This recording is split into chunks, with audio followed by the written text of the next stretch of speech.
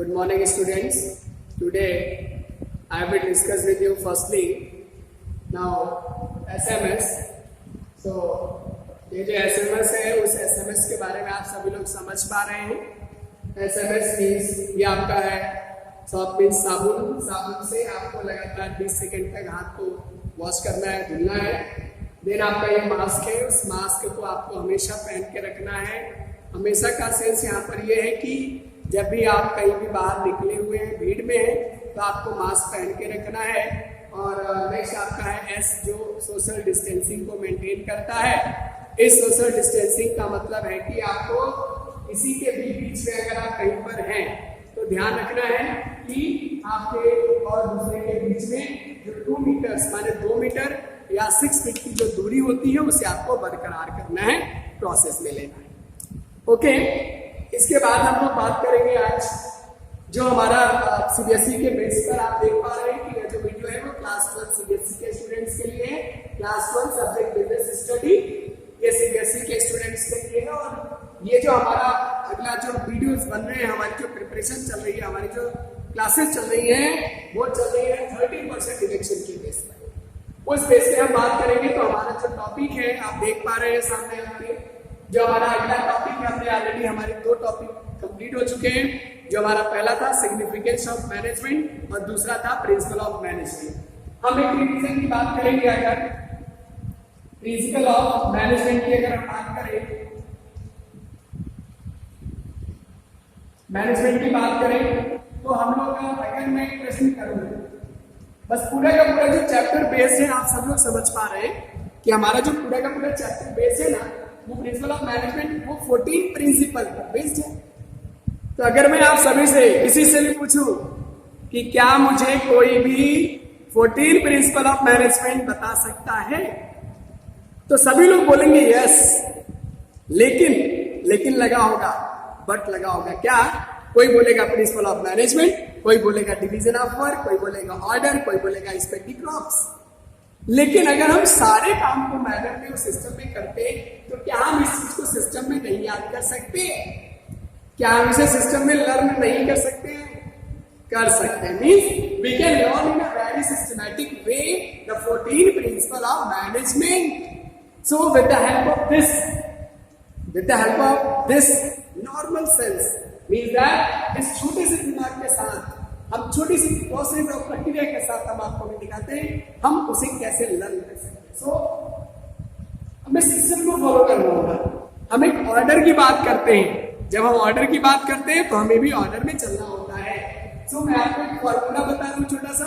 उस फॉर्मूला को आप लर्न करेंगे, देखिएगा आप सभी लोग बता पाएंगे. सो एग्जाम्पल की बात करूंगा, जैसे DADU Dadu, USR COSE cos.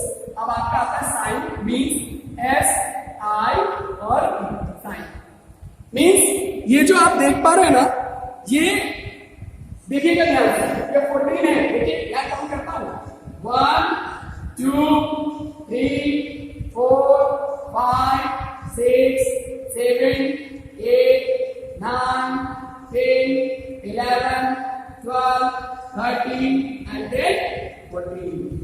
It's completed or not? It's completed. समझना है हमें. और आज के टाइम में कहीं भी पहुंच जाते ना, परेशान होने की जरूरत नहीं है. अगर आप देखेंगे तो एक्सपेरिमेंटल माइंड है आपका, खोजी प्रवृत्ति का दिमाग है आपका, एनालिटिकल माइंड है आपके पास. बस हमें अपने माइंड से चीजों को निकाल कर रखना है. अब देखिए मैंने आपको बताया ये जो प्रिंसिपल ऑफ मैनेजमेंट है 14, वो मैंने आपको कैसे याद करा दिया. याद करिए इसको, ये हिंदी में देखिए, धातु, उसर, कोश और साइन. क्या दिया आपको? धातु, उसर, कोश, साइन. इस फॉर्मूला को करिए याद, और कभी भी लाइफ में अगर आप इसे भूल जाइएगा तो बताइए. 14 प्रिंसिपल ऑफ मैनेजमेंट पूरी लाइफ में आपको नहीं भूल सकता. याद क्या करना है? धातु, उसर, कोश, साइन. जैसे हम बात करेंगे आप बोलोगे ना कि सर ये हर को एक को एक्सप्लेन कर दीजिए. तो ये जो है वो क्या मैंने बताया था, डिवीजन ऑफ वर्क. ये क्या बताया था, अथॉरिटी एंड रिस्पॉन्सिबिलिटी. ये क्या बताया था, डिसिप्लिन. अगला क्या बताया था, यूनिटी ऑफ कमांड। नेक्स्ट क्या बताया था? Unity of direction.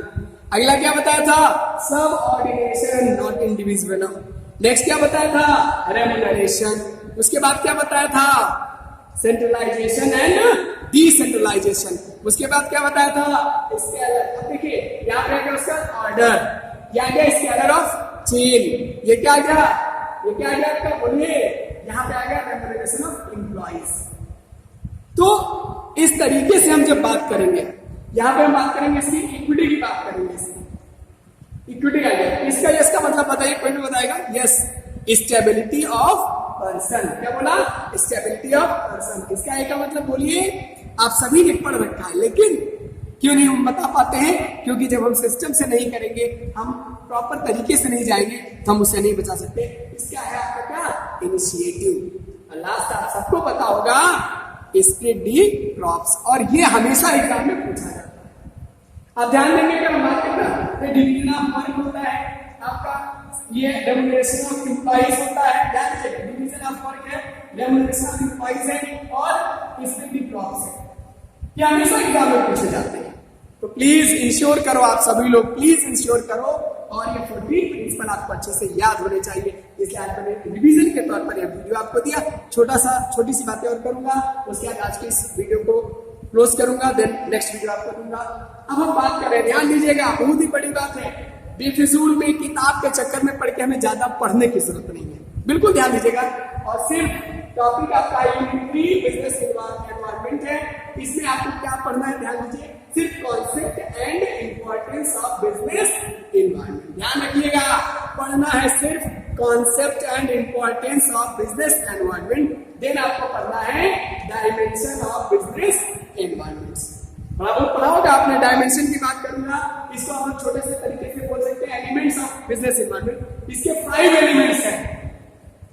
जब भी हम कोई भी बिजनेस स्टार्ट करते हैं तो याद रखिएगा, बिजनेस एनवायरमेंट का उसमें बहुत बड़ा रोल होता है। रोल क्या होता है कि हम जब बिजनेस स्टार्ट करते हैं ना, तो उस टाइम में हमको उस बिजनेस के चारों तरफ कैसा माहौल है, किस तरीके के लोग रहते हैं, हमारा जो कंपनी हम स्टैब्लिश कर रहे हैं उसके रॉ मटेरियल कहाँ से आ रहे हैं, किस तरीके से आएंगे। अब जब हम ये चीजें देखेंगे तो हम डायमेंशन की बात करेंगे। पॉलिटिकल डायमेंशन होता है, एनवायरमेंटल होता है, इकोनॉमिकल होता है, लीगल होता है, पॉलिटिकल होता है। There are 5 dimension. Next video I will explain and I will clear what is the meaning and concept and importance of business environments and the 5 dimensions of business environment. Thank you, students.